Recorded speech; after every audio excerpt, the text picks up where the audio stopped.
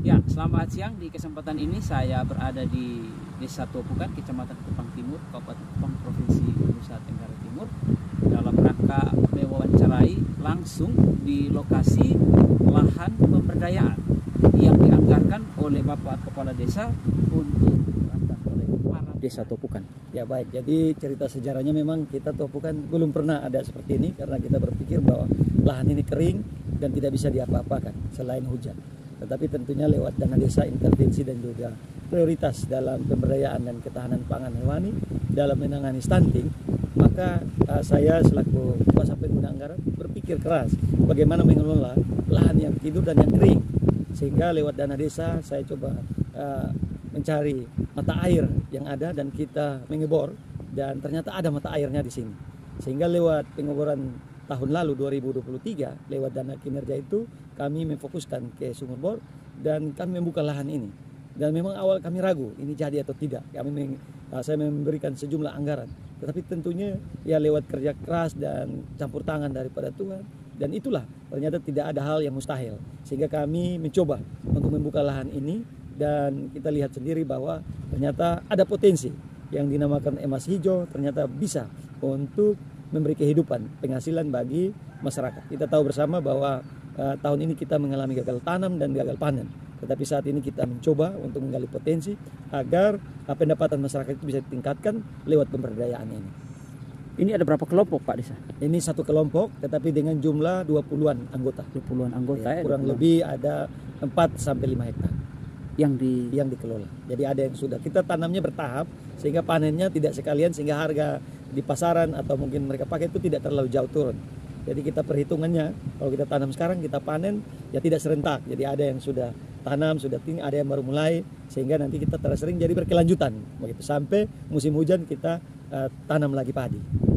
Jadi ini murni anggaran dari dana desa. Ini murni anggaran dana desa untuk kita kelola. Jadi kami berharap bahwa lewat prioritas dan kegiatan-kegiatan ini memang secara operasional kami masih menggunakan bahan bakar.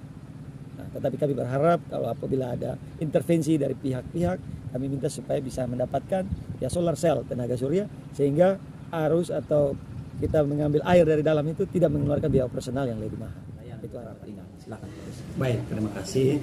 Pertama bahwa sesuai dengan undang-undang desa kami berterima kasih bahwa desa diberikan kewenangan khusus dalam ini alokasi dari APBN dana desa, itu sangat membantu kami dalam pembangunan.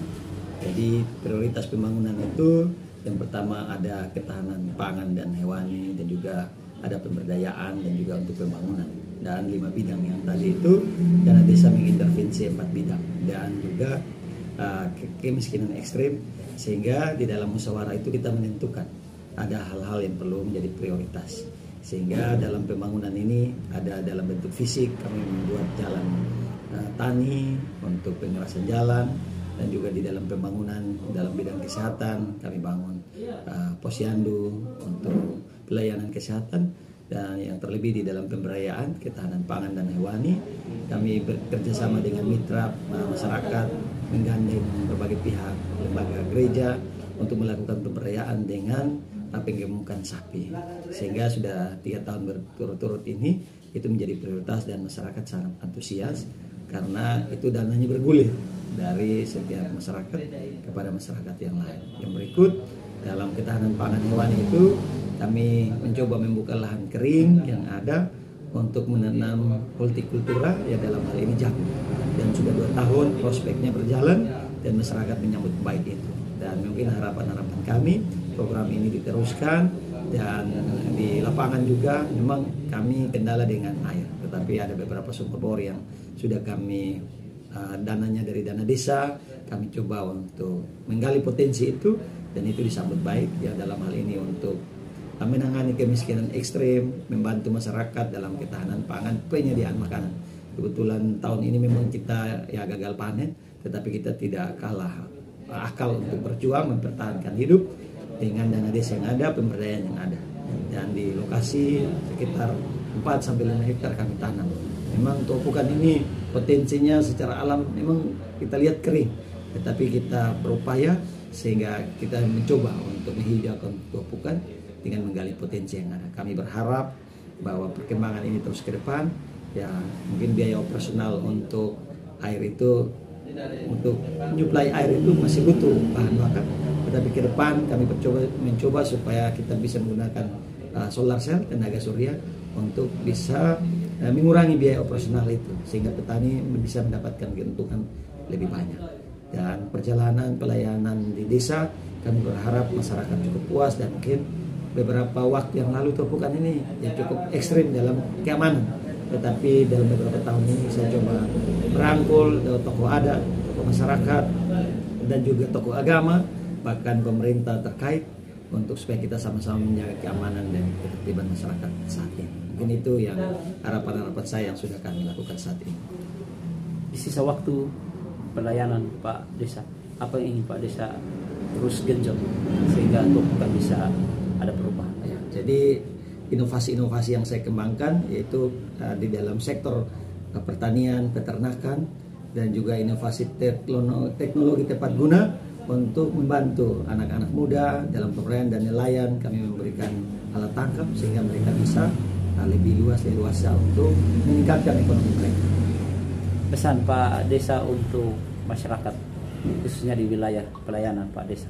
Untuk pesan saya, masyarakat jangan menyerah dengan keadaan, kita terus berjuang, dan pemerintah selalu mendukung yang bisa kami bantu, dan masyarakat dengan sumber daya manusianya, dengan sumber daya alamnya, mari kita bangun Topokan dari sisi ekonomi, sarana prasarana, dan juga lingkungan hidup kita jaga. Terakhir Pak Desa, tantangan terberat yang segera harus kita keluar di Desa Topokan. Tantangan terberat ini memang secara global kita mengalami kekeringan, sehingga memang ini tantangan yang perlu kita lihat, karena air adalah sumber kehidupan, dan kita upayakan kalau ada sumur-sumur yang bor, kita upayakan supaya itu bisa mendapatkan sesuatu. Dan juga kemiskinan ekstrim yang masih berjalan, tapi kita berharap bahwa ada penanganan dari Dinas Sosial dan juga BLT dan desa untuk bisa menangani kemiskinan ekstrim itu sendiri. Mayoritas warga Topokan apa sih Pak Desa? Mayoritas pekerjaan atau Pekerjaan. Ya, kalau kita di sini mayoritas mata pencariannya petani, peternak, dan juga pedagang. Jadi itu menjadi prioritas kita dalam melihat